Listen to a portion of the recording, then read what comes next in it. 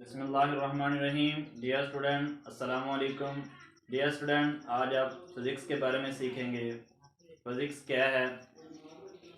तो dear student, physics को पढ़ने से पहले हमारे दिल में बेशुमार सवाल आते हैं। जिस तरह हम ज़मीन पर कैसे चलते हैं, गाड़ियाँ कैसे जो है वो चल रही होती हैं, और जो चीज़ें हैं वो जब हम किसी भी चीज़ को ओपनली छोड़ते हैं तो वो ज़मीन की तरफ क्यों जाती है। तो बेशुमार क्वेश्चन हमारे जहन में आते हैं कि तारे और गैलेक्सीज आपस में उनका क्या रिलेशन है। तो बहुत सारे सवाल हमारे जहन में आते हैं, और इन सवालों को जानने के लिए हम जो है वो फ़िज़िक्स का मुताला करेंगे। फ़िज़िक्स क्या है, तो आइए हम शुरू करते हैं अपना लेक्चर। सबसे पहले फ़िज़िक्स को समझने से पहले हमें साइंस को समझना ज़रूरी होगा कि साइंस क्या है। तो साइंस एक इल्म है, एक नॉलेज है। द नॉलेज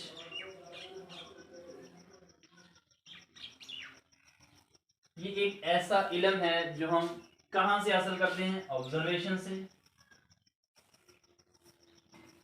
प्लस एक्सपेरिमेंटेशन से, के मुशाहदात और तजर्बात से हासिल होने वाला जो इल्म है वो साइंस कहलाता है। जिस तरह मिसाल के तौर पर मैं आपको वाइट बोर्ड मार्कर की एग्जांपल देता हूँ। ये वाइट बोर्ड मार्कर है, अब ये बंद है। इसको जब हम कैसे ओपन करेंगे, सबसे पहले तो हम इसको देखेंगे ना, ऑब्जर्वेशन करेंगे ये कैसे ओपन होता है। इसको ऐसे हम खोलेंगे, फोर्स लगाएंगे, खुल जाएगा। फिर ये ऑब्जर्वेशन है। फिर हम इसका बार बार एक्सपेरिमेंटेशन करेंगे कि इसको कैसे इससे लिखते हैं। तो this is observation and experimentation, एक ऐसा नॉलेज जो मुशाहदात से यानी कि ऑब्जर्वेशन से और तजर्बात से हासिल होता है, वो नॉलेज साइंस कहलाता है। यानी मुशाहदात और तजर्बात से हासिल होने वाला जो इल्म है वो साइंस कहलाता है। आगे साइंस की मज़ीद दो शाखें हैं, दो ब्रांचेज हैं। एक है फिजिकल साइंस और दूसरा है बायोलॉजिकल साइंस। फिजिकल साइंस में हम नॉन लिविंग थिंग्स यानी कि बेजान अशिया के बारे में हम इसका मुताला करते हैं। जो नॉन लिविंग थिंग्स हैं उनके बारे में जो हमने नॉलेज इनका जो मुताला करना है वो फिजिकल साइंस में आएगा। और इसके अलावा जो लिविंग थिंग्स हैं यानी जानदार अशिया हैं, जिस तरह ह्यूमन है, प्लांट्स हैं, और इस तरह की जो चीज़ें हैं जानदार अशिया के बारे में जो हमारा मुताला है वो बायोलॉजिकल साइंस में आता है। और फिजिकल साइंस में जो हमारा नॉन लिविंग थिंग्स के बारे में जो है वो हमारा मुताला यानी कि बेजान अशिया के बारे में जो हम मुताला करते हैं वो हमारा फिजिकल साइंस है। इसके बाद फिजिकल साइंस को मजीद 5 शाखों में डिवाइड कर दिया गया है। नंबर 1 है physics, number 2 chemistry, number 3 astronomy, number 4 geology और नंबर 5 मेट्रोलॉजी। तो आज हम फिजिक्स के बारे में पढ़ेंगे, केमिस्ट्री, एस्ट्रोनॉमी, जियोलॉजी और मेट्रोलॉजी। फिर इंशाल्लाह हम किसी लेक्चर में डिस्कस करेंगे फिजिक्स क्या है। आज का जो हमारा टॉपिक है वो फिजिक्स के बारे में है। तो डियर स्टूडेंट, फिजिक्स एक यूनानी लफ्ज फिजिक्स से निकला है, जिसका मतलब है नेचर, यानी नेचर का जो मुताला है।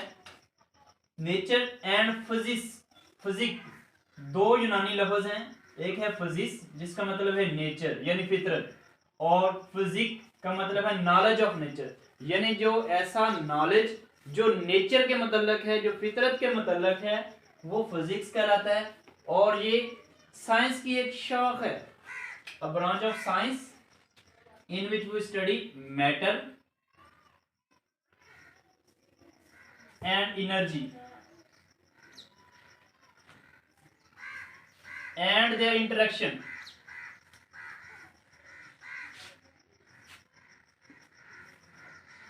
and their interactions। यानी कि दूसरे अल्फाज में अगर हम फिजिक्स की तारीफ करें, फिजिक्स साइंस की वो शाख है जो मादा और एनर्जी और उनके दरमियान बाहमी ताल्लुक का मुताले का नाम है। फिजिक्स मादा और एनर्जी के खास और उनके दरमियान बाहमी ताल्लुक के मुताले का नाम फिजिक्स है। Matters, energy and their interaction, this is called physics. Physics science की वो शाखा है जिसमें मादा और एनर्जी के खास और उनके दरमियान बाहमी ताल्लुक का मुताला करते हैं। The study of matter and energy and their interaction is called physics. यानी कि एक ऐसा नॉलेज जो मादा और एनर्जी के बाहमी ताल्लुक से बनता है वो हमारा फिजिक्स कहलाता है। तो अगर हम इसको डिफाइन करें तो it is a branch of science in which we study about matter, energy and their interaction, it is called physics. आगे है फिजिक्स की हमारी डेली लाइफ में इसका यूजेस क्या है, इसका इस्तेमाल क्या है, ये मैंने कुछ पॉइंट्स बनाए हुए हैं।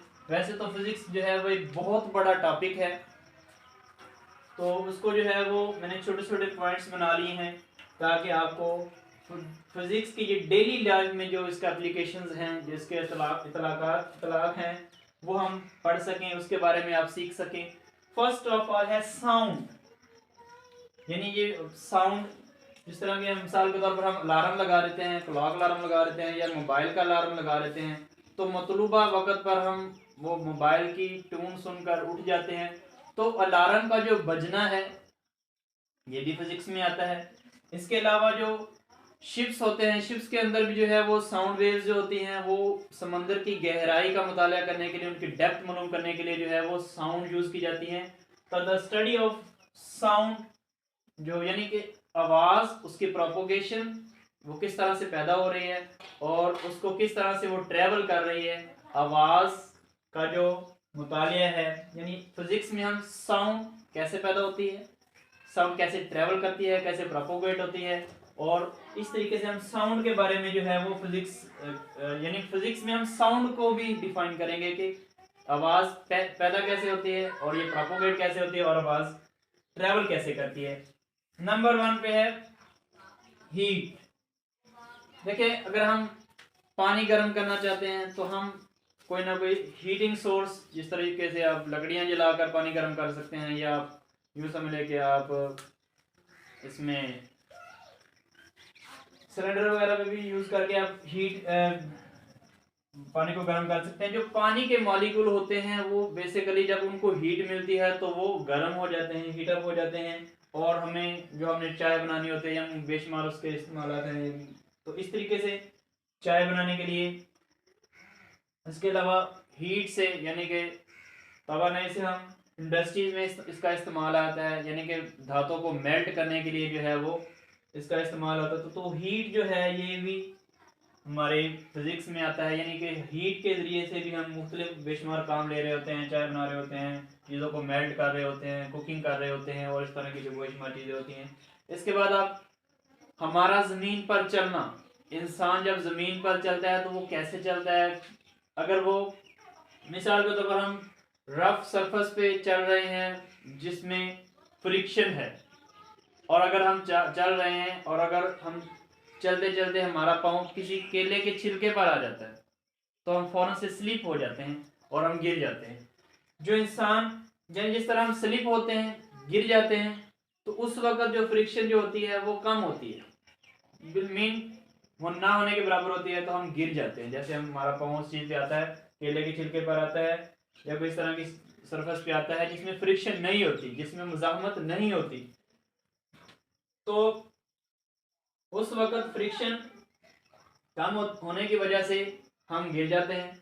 यानी रोड, एक जो हमारे रोड्स होते हैं वो इस तरह से बनाए जाते हैं कि उनके ऊपर फ्रिक्शन होती है, बजरी वगैरह डालकर और बड़े पत्थर, छोटे पत्थर डालकर जो रोड बनाए जाते हैं उनमें फ्रिक्शन रखी जाती है। और अगर फ्रिक्शन ना हो तो ज़मीन पर हमारा चलना जो है वो नामुमकिन है। फ्रिक्शन, विदाउट फ्रिक्शन, फ्रिक्शन के बगैर हम ज़मीन पर नहीं चल सकते।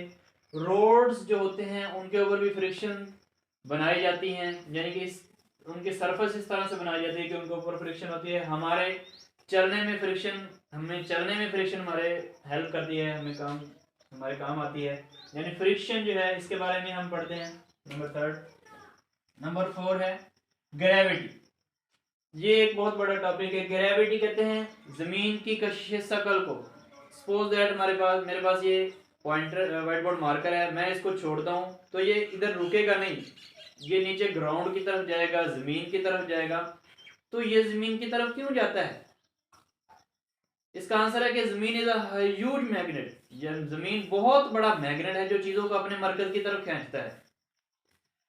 इस तरीके से अर्थ जो है ये ह्यूज मैग्नेट है। इस तरीके से जो सेब, कोई भी चीज आप सेब गिर जाते हैं, फल गिर जाते हैं, तो वो जमीन की कशिश शकल की वजह से जो है वो जमीन के यानी कि मरकज की तरफ जाते हैं। इस तरह से एयर बलून है, ये जमीन पर नहीं गिरते। इसकी वजह ये है कि ये हवा से, ये वाले जो एयर बलून होते हैं इनमें ही गैस, हीलियम गैस भरी जाती है जो हवा से हल्की होती है, इसलिए ये ऊपर उठ जाते हैं, ये जमीन पर नहीं गिरते।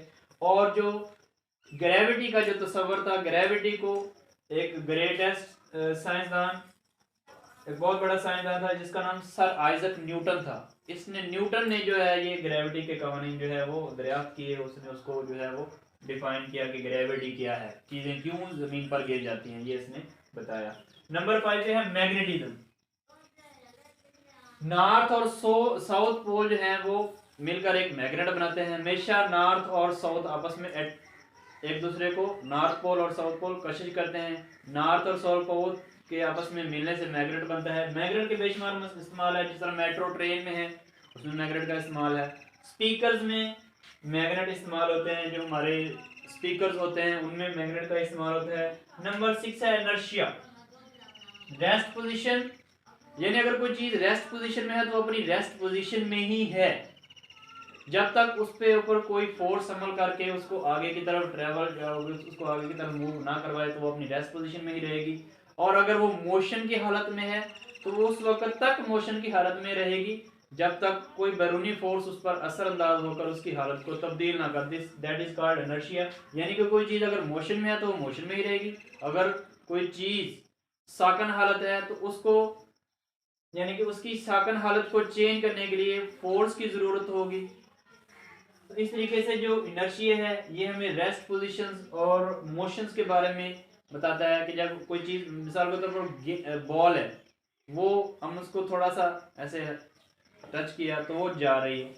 अब एक तो जमीन की फ्रिक्शन है उसको रोकती है, और दूसरा जो है वो इंटरनली, यानी उसको कोई और चीज से जब हम ना रोकेंगे, किसी फोर्स से ना रोकेंगे तो वो चलती ही जाएगी। लेकिन जो फ्रिक्शन की फोर्स होती है उसकी वजह से वो आहिस्ता आहिस्ता एक जगह पे रुक जाती है। और अगर कोई चीज अपनी रेस्ट पोजीशन में है तो वो रेस्ट पोजीशन में ही रहेगी जब तक उसके ऊपर कोई बैरूनी फोर्स असरअंदाज होकर उसकी हालत को तब्दील ना करे। That is called inertia. तो इनर्शिया के बारे में ये भी फिजिक्स में आता है। इसके बाद है फोर्स।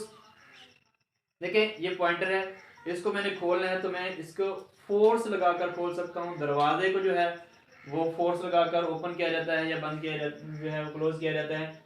तो फोर्स जो है वो हमारी बेशुमार जो है जगह पे हम इस्तेमाल करते हैं। फोर्स का इस्तेमाल होता है लाइक रनिंग, दौड़ने के लिए हम फोर्स इस्तेमाल करते हैं। स्विमिंग, तैरने के लिए, भागने दौड़ने के लिए, बेशुमार काम करने के लिए जो है फोर्स वो हमारी इस्तेमाल होती है। तो फोर्स का जो मुतालिया है ये भी फिजिक्स में आता है। नंबर 8 पे है इलेक्ट्रिसिटी,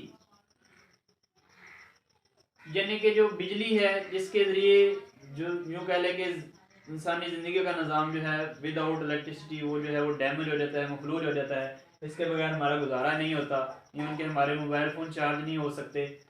तो इलेक्ट्रिसिटी में हम सेल फोन में इसका इस्तेमाल, हम बैटरियाँ, मोबाइल की बैटरी चार्ज करते हैं, टीवी, फ्रिज, इवन के हर, हमें पानी भी चाहिए होता है तो हम वो मोटर का बटन ऑन करते हैं तो हमें पानी मिलता है। विदाउट इलेक्ट्रिसिटी इंसानी ज़िंदगी का जो है वो इंसानी ज़िंदगी जो है वो मफलूज हो जाती है। हम इलेक्ट्रिसिटी के बहुत सारे इस्तेमाल आते हैं। इलेक्ट्रिसिटी का जो मुतालिया है ये भी फिजिक्स में आता है। नंबर 9 पे है लाइट्स। जब बारिश होती है तो बारिश के बाद एक रेनबो बन जाती है तो उसमें 7 कलर होते हैं।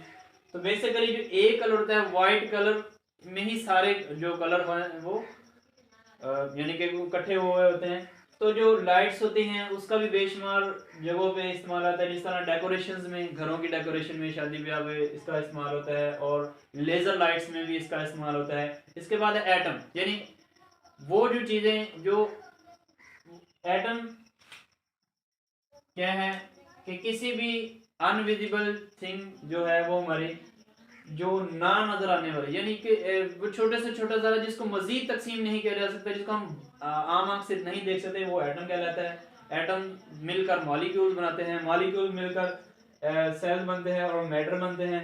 और इस तरह से जो स्टडी ऑफ एटम्स है यानी इस तरीके से बेशुमार गैलेक्सीज बनती हैं। इवन कि हमारा जो ह्यूमन बॉडी है उसमें भी बेशुमार जो है वो एटम्स होते हैं, सेल्स से मिलकर बना है हमारा इंसानी जिस्म। तो इस तरीके से आज के टॉपिक में हमने फिजिक्स के बारे में पढ़ा और फिजिक्स की हमारी डेली लाइफ में जो इस्तेमालात हैं उनके बारे में पढ़ा।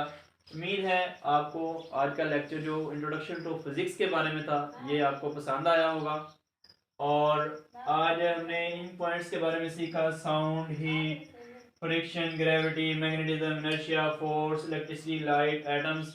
और इस तरीके से हमने जो इंट्रोडक्शन टू फिजिक्स किया है तो हमने इसमें बेशुमार चीज़ों के बारे में, फिजिक्स एक बहुत बड़ा जो है वो टॉपिक है, इसकी बेशुमार अक़साम है। तो उम्मीद है आपको आज का मेरा लेक्चर पसंद आया होगा। और प्लीज़ मेरे नए व्यूवर्स से जो मेरे इस चैनल पर आज नए देख रहे हैं वीडियो, तो उनसे एक रिक्वेस्ट है छोटी सी कि हमारे इस चैनल को सब्सक्राइब कर दें और बेल आइकॉन को प्रेस कर दें ताकि हर नए आने वाली वीडियो से आप मुकम्मल तौर पर मुस्तफ़ीद हो सकें। जज़ाकल्लाह।